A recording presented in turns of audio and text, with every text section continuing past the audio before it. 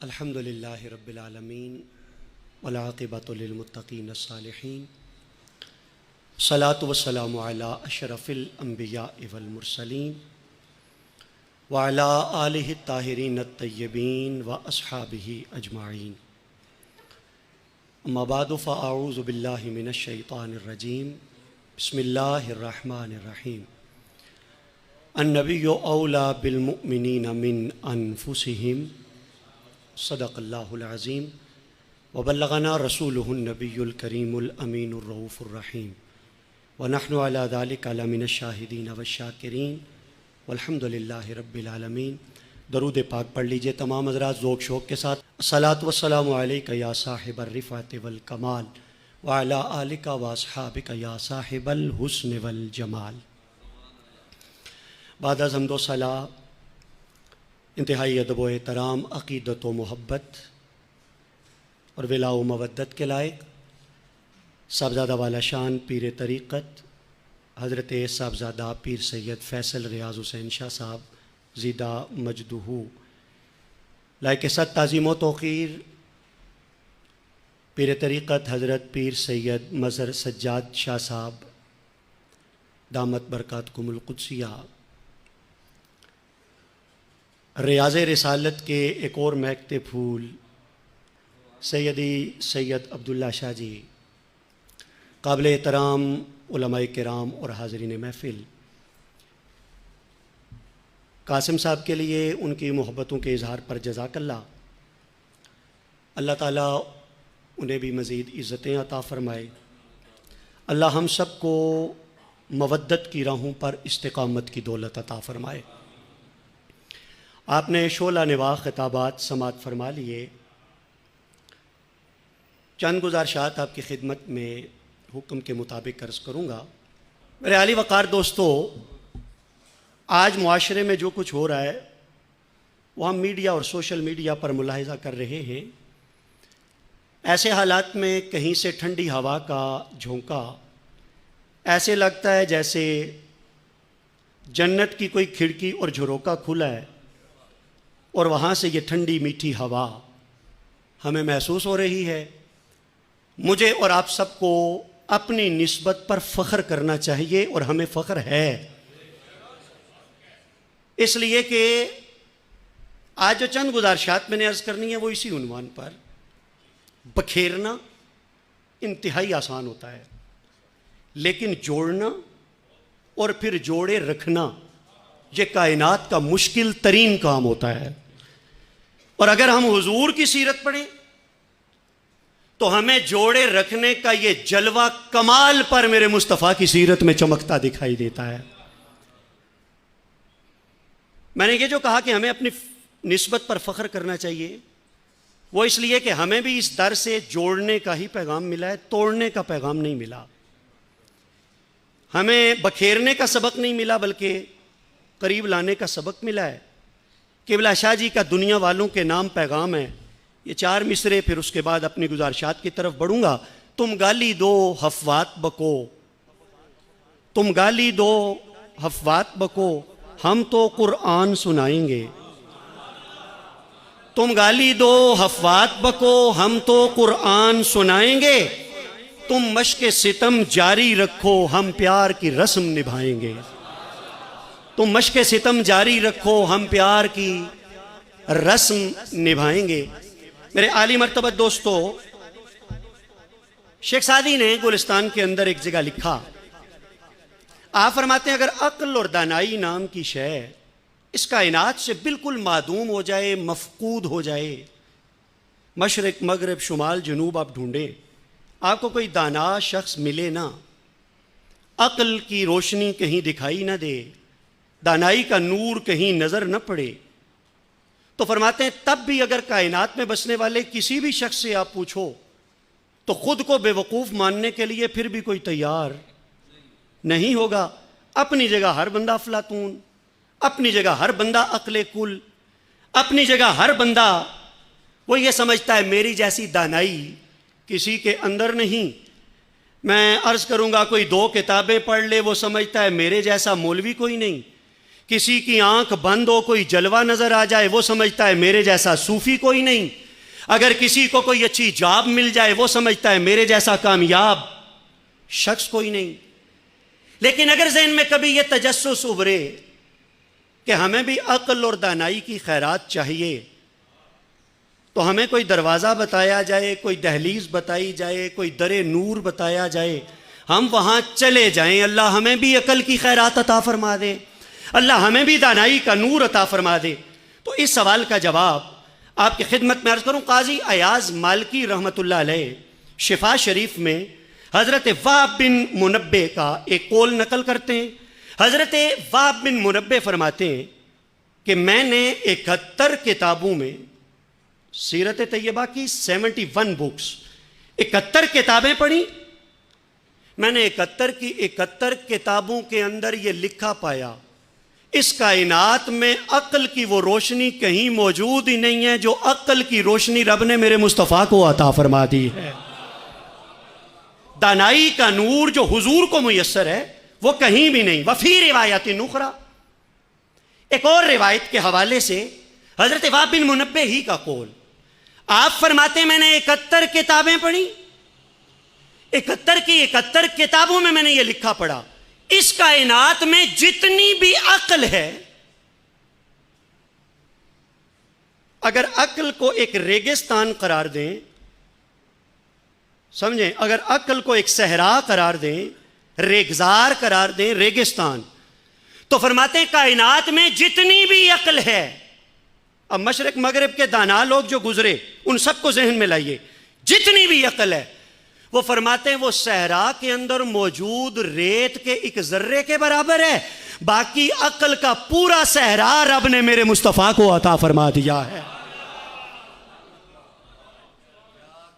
دو باتیں علامہ قسطلانی علیہ رحمہ کے حوالے سے مواہب اللدنیہ کا ایک قول, صاحب عوارف المعارف نے بھی اس کو نقل کیا, بلکہ انہی کے حوالے سے صاحب مواہب نے اس قول کو نقل کیا. وہ فرماتے ہیں کہ عقل اور دانائی اگر اس کے 100 حصے کیے جائیں, ایک حصہ اللہ نے اگلوں پچھلوں میں یعنی پوری کائنات میں بانٹا, اور 99 حصے عقل کے اللہ نے اکیلے میرے مصطفیٰ کو عطا فرما دیے. اچھا, یہ پہلی بات میری گفتگو کا مقدمہ, تمہید, بنیاد, اساس, یہ یہاں مکمل ہوئی. عقل ملتی ہے در مصطفیٰ سے. اب سوال یہ ہے, آقا علیہ السلام پردہ فرما گئے, حضور کا ہو گیا وصال, اے مولا ہمیں عقل کی ضرورت تو اب بھی ہے. بھئی اب ہر کسی کو حضوری تو میسر نہیں بارگاہ مصطفیٰ کی, تو یا رسول اللہ آپ نظر کرم فرما دیں, اے مولا تو فضل فرما دے. اگر ہمیں عقل اور دانائی کی ضرورت ہو اب ہم کدھر جائیں؟ تو مدینے کے تاجدار مسجد نبوی کے منبر سے اعلان کرتے ہیں انا دار الحکمت و علی بابھا. اے لوگو, میں عقل کی بساط میں سمیٹ کے نہیں جا رہا, میں عقل کی مسند پر علی کو بٹھا کے جا رہا ہوں. اب قیامت تک جسے عقل کی خیرات چاہیے وہ دروازہ علی پہ آ جائے, علی کی نگاہ اسے عقل والا بنا دے گی.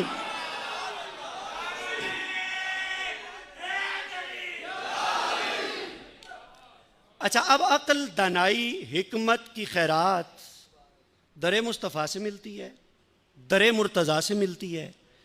اگر اس بات پر آپ کا ایمان تو یہ دوسری بات میری آج کی گفتگو کی. تیسری بات میں یہ عرض کروں گا کہ اب جب میں نے یہ کہا کہ عقل کا جلوہ اپنے کمال پر میرے مصطفیٰ کے ہاں, پھر میں نے پہلا جو مقدمہ قائم کیا تھا وہ یہ تھا کہ مشکل ترین کام ہے جوڑنا. تو عقل مند آدمی کی ایک نشانی یہ بھی ہے کہ عقل مند جو ہوتا ہے وہ توڑتا نہیں ہے, وہ جوڑتا ہے.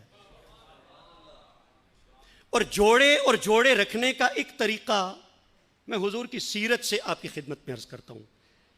آقا حضور علیہ الصلوۃ والسلام کے صحابہ ارشاد فرماتے ہیں, یہ میرے سامنے وسائل الوصول ہے علامہ یوسف نبہانی رحمۃ اللہ علیہ کی. رسول کریم علیہ الصلوۃ والسلام کی سیرت طیبہ, کان صلی اللہ علیہ وسلم یقبل علی اصحابہ بالمباسطہ. حضور علیہ السلام جب اپنے صحابہ اور غلاموں کی طرف متوجہ ہوتے تو حضور بشاشت والا چہرہ لے کے متوجہ ہوتے، تبسم والا چہرہ. حضور علیہ السلام کے چہرے پر لطافت ہوتی. اس کا مطلب یہ حضور لفظوں کی خیرات بھی بانٹتے، میرے آقا تبسم کی خیرات بھی بانٹا کرتے تھے. اس لیے کہ اگر خطیب کا چہرہ یبوست زدہ ہو تو کمیونیکیشن دشوار ہوتی ہے. اگر خطیب کا چہرہ وہ خشکی کی تصویر بنا ہو تو پھر سامعین اور آڈینس وہ کچھ حاصل کر نہیں سکتے. رب کریم نے فرمایا فَبِمَا رَحْمَةٍ مِّنَ اللَّهِ لِنْتَ لَهُمْ. رسول کریم کی شان رحمت للعالمین یہ میرے آقا جب وحی کا نور امت تک پہنچاتے تو حضور کے چہرے پہ تبسم بکھرا رہتا، حضور مسکراتے رہتے. اور پھر حضور کریم علیہ السلام کے نوازنے کا انداز، یہ بات ہے جو میں عرض کرنا چاہتا ہوں. حضور کی عطاؤں اور نوازشوں کا انداز یہ ہوتا. اب محفل میں آپ کتنے لوگ موجود ہیں؟ میں گفتگو کر رہا ہوں، ممکن ہے میرا رخ ایک ہی طرف ہو. ہم مولوی لوگ تو دیکھتے ہیں محفل میں جس کے چہرے پہ مسکراہٹ ہو، جو بلے بلے کر رہا ہو، ہم تو اسی کو مخاطب کرتے ہیں، چلو کچھ رونق لگی رہے. لیکن رسول کریم علیہ السلام کی محفل میں آنے والے دیوانے، حضور کے غلام اور نوکر جب حضور کی محفل میں آتے تو تقریباً سیرت کی ہر کتاب نے یہ حوالہ قائم کیا کہ حضور کی محفل میں ہر بندہ جو بیٹھا ہوتا وہ حضور کی چشم التفات اور چشم رحمت کی خیرات پاتے ہوئے اندر ہی اندر یہ گمان کرنے لگتا کہ کملی والے کو سب سے پیارا میں ہی ہوں، حضور سب سے زیادہ محبت مجھے ہی کرتے ہیں، حضور کی نظروں میں مجھ سے زیادہ کوئی معزز دوسرا نہیں. سمجھے نا؟ حضور کوئی عزت کی خیرات بانٹتے تھے تو وہ خود کو عزت والا سمجھتے تھے نا. حضور کوئی محبت کی خیرات بانٹا کرتے تھے تو وہ خود یہ سمجھتے تھے کہ ہمیں ہی سب سے زیادہ نوازا جا رہا ہے. اگرچہ کوئی شک نہیں کہ حب الناس مولا علی، اس میں کوئی شک نہیں کہ میرے مصطفیٰ کے سامنے جب کوئی نہ بولتا ابو بکر صدیق بولتے، حضرت عمر بولتے، حضرت عثمان بولتے، ان کا قرب اپنی جگہ. لیکن حضور جب محفل میں ہوتے تو صرف انہیں نہ دیکھتے، جو بھی آتا میرے مصطفیٰ ہر کسی کو دیکھا کرتے تھے. اس لیے کہ حضور کو پتا تھا یہ غلام آتے ہی ہماری نگاہ لینے کے لیے، ان کا مقصد اور ان کی منزل، ان کی ڈیسٹینیشن یہ ہے ہی حضور علیہ السلام کی نگاہ رحمت. اب میں آپ کو اس روایت کے قریب لے آیا، یہاں تک کہ حضرت عمر بن عاص رضی اللہ تعالی عنہ ارشاد فرماتے ہیں کہ رسول کریم علیہ السلام یقبل بوجہہ وحدیثہ علی اشر القوم، کہ جو قوم کا سب سے برا بندہ ہوتا، ان کے الفاظ ہیں، کتاب سے دیکھ کے سنا رہا ہوں، جو قوم کا سب سے اچھوں کو نوازنا تو سارے جانتے ہیں، بروں کو اچھا بنانا یہ معجزہ میرے مصطفیٰ کا ہے، یہ برکت میلاد رسول کی ہے. فرمایا یہاں تک کہ جو سب سے برا ہوتا تو میرے آقا اس کو بھی چشم کرم سے نوازتے تاکہ اس کی بھی تالیف قلب ہو جائے. وہاں کلاسیفیکیشن نہیں تھی، وہاں تقسیم نہیں تھی، یہ قریب ہے یا یہ دور ہے. اور پھر ارشاد فرمایا کہ فکان یقبل بوجہہ وحدیثہ علیہ. حضرت عمر بن عاص فرماتے ہیں حضور علیہ السلام باتیں کرتے ہوئے، آقا علیہ السلام چہرہ انور کا رخ کرتے ہوئے، روئے تاباں کے حسن سے نوازتے ہوئے میری طرف اتنی توجہ فرماتے. کون کہہ رہا ہے؟ حضرت عمر بن عاص. میں نے اس لیے سوال کیا کون کہہ رہا ہے، میں نے کہا ذرا تازہ کر دوں، اس لیے کہ ہم جا کے کہتے تو ہیں مولوی صاحب نے تقریر بڑی اچھی کی، پر یاد بھی تو ہونی چاہیے نا اچھی تقریر. یا حضرت عمر بن عاص کہہ رہے ہیں حضور اتنا نوازتے، میں بھی سمجھتا مجھ جیسا پیارا حضور کے لیے ہے ہی کوئی نہیں. میں عرض یہ بھی کر دوں اگر عمر بن عاص کو اتنا نوازیں تو سوچو نا مولا علی کو کتنا نوازتے ہوں گے.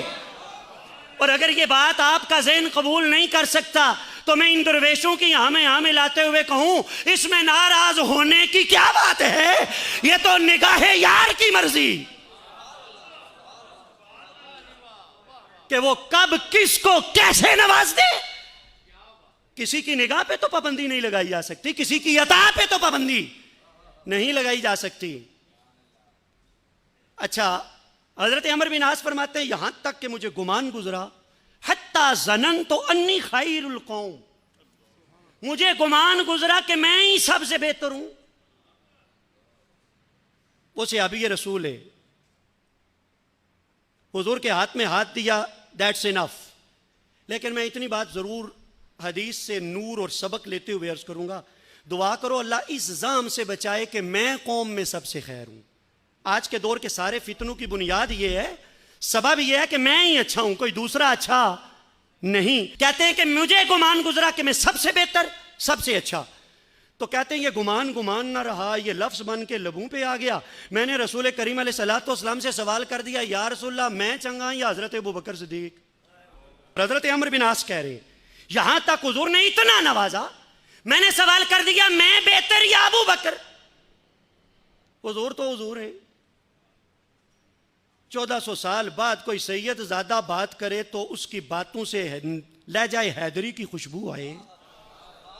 وہ ڈرے نہ، وہ دبے نہ، وہ جھجکے نہ. تو مجھے بتاؤ، حضور علیہ السلام تو جرت کی خیرات بانٹنے کے لیے آئے تھے. آقا علیہ السلام سے پوچھا انا خیر ام ابو بکر، میں خیر ہوں یا ابو بکر؟ تو رسول کریم علیہ السلام نے فرمایا ابو بکر، ابو بکر تجھ سے بہتر ہے. فقلت یا رسول اللہ انا خیر ام عمر، کہتے پھر میں نے کہا یا رسول اللہ میں بہتر ہوں یا عمر؟ حضور علیہ السلام نے پھر فرمایا عمر، عمر تجھ سے بہتر. پھر میں نے پوچھا یا رسول اللہ انا خیر ام عثمان، میں بہتر ہوں یا عثمان؟ فقال عثمان، حضور نے فرمایا عثمان تجھ سے بہتر. فرماتے ہیں اب میں نے خیریت اسی میں سمجھی کہ آگے نہ بڑھوں.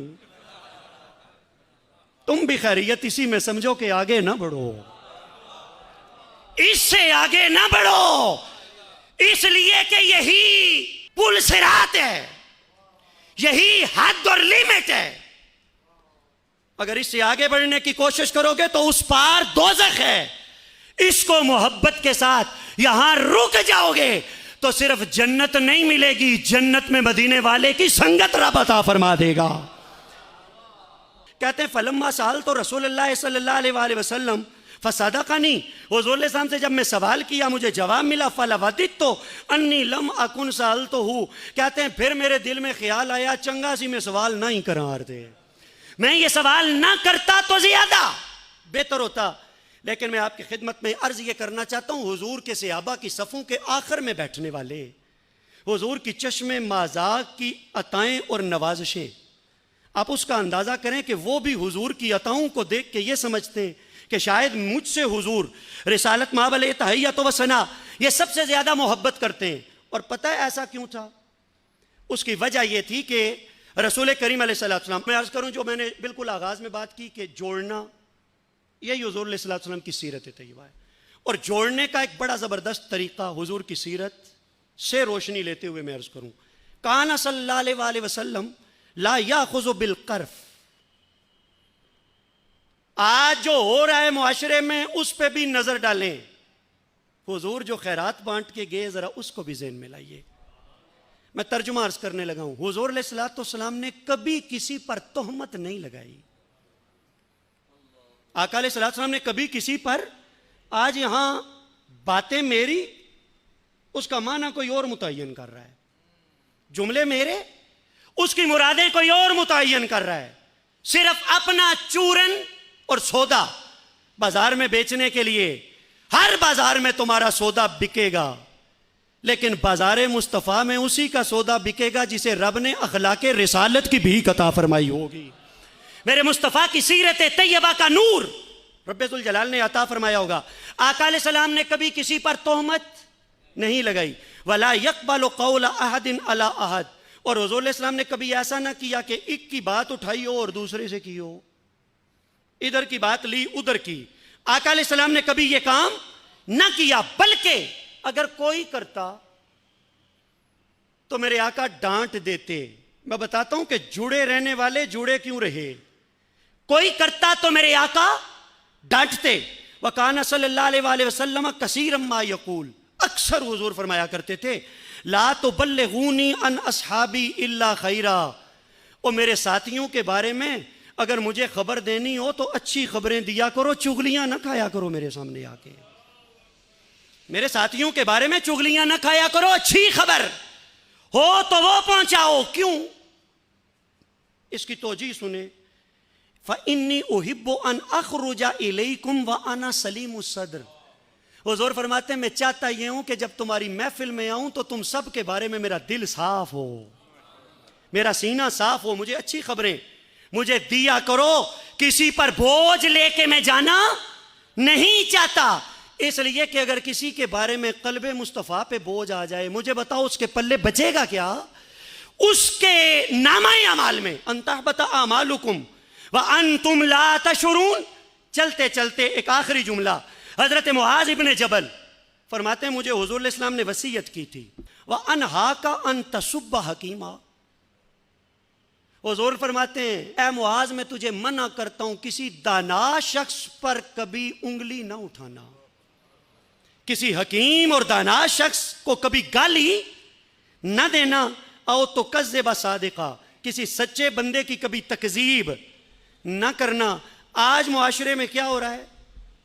آج تو دکانداریاں ہی چمکائی جا رہی ہیں، جتنے اکابرین ہیں، جتنے دانا ہیں، ان پر انگلیاں اٹھا کر، ان پر تہمتیں لگا کر دعویٰ کرتے ہیں ہم مبلغ ہونے کا، دعویٰ کرتے ہیں ہم داعی ہونے کا، دعویٰ کرتے ہیں ہم مصلح ہونے کا، دعویٰ کرتے ہیں ہم ریفارمر ہونے کا، اور انداز ہمارا یہ ہے کبھی ایک پر فتوے، کبھی دوسرے پر فتوے، کبھی ایک پر تہمت، کبھی دوسرے پر تہمت۔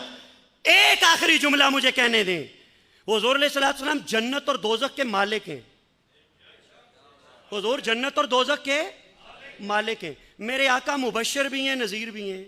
علماء سے پوچھیں مبشر کا معنی نذیر کا معنی، لیکن نذیر ہونے کے باوجود حضور نے قاعدہ کلیہ تو بیان کیا، یہ کام کرو گے تو جنت، یہ کام کرو گے تو دوزخ، لیکن میں درجنوں حدیثیں بتا سکتا ہوں حضور نے نامینیٹ کر کے جنت کی بشارت دی ہے، فلاں بھی جنتی، فلاں بھی جنتی، فلاں بھی جنتی، فلاں بھی جنتی، لیکن اگر آپ ڈھونڈیں شاید ہی کوئی حوالہ ملے کہ میرے آقا نے نامزد کر کے کسی کے دوزخی ہونے کا فتویٰ یا فیصلہ جاری کیا ہو، میں کہنا یہ چاہتا ہوں وہ جو مالک ہیں جنت اور دوزخ کے، اگر وہ جنت کی خیرات بانٹتے ہیں تو مولوی صاحب تمہیں کیا ہوا؟ دعویٰ کرتے ہو غلام رسول ہونے کا، اور تم آج کہتے ہو فلاں بھی جہنمی، فلاں بھی جہنمی، فلاں بھی جہنمی۔ یہ انداز صوفیاء کے ماننے والوں کا نہیں۔ حضرت بابا فرید کے پاس کوئی مرید آیا تھا کینچی کا تحفہ لے کر، آپ نے فرمایا تھا کینچی لے جا، اس لیے کہ یہ کاٹتی ہے، کاٹنا ہم فقیروں کا کام نہیں، ہمیں تحفہ دینا ہے تو سوئی کا تحفہ دے، سوئی جوڑتی ہے، اور ہم فقیروں کا کام ہوتا ہے جوڑنا۔ آج کے معاشرے میں اگر کبھی پریشان ہو جاؤ حق کدھر ہے، تو بس آپ یہ دیکھو کہ حضور کی سیرت کی خوشبو کہاں سے آ رہی ہے، آپ یہ دیکھیں کہ رسول کریم علیہ السلام کے اخلاق حسنہ کی جھلک ہمیں کہاں سے دکھائی دے رہی ہے، آپ یہ دیکھیں کہ دوزخی قرار دینے والے کون ہیں اور جنت کی بشارتیں دینے والے کون ہیں۔ اس لیے کہ حضور علیہ السلام سے فکری تعلق تو پھر انہی کا مضبوط ہوگا۔ اللہ تعالیٰ مجھے اور آپ سب کو عمل کی توفیق عطا فرمائے، حضور کی سیرت کا نور اور بھیک ہم سب کو بھی عطا فرمائے۔ وآخر دعوانا ان الحمدللہ۔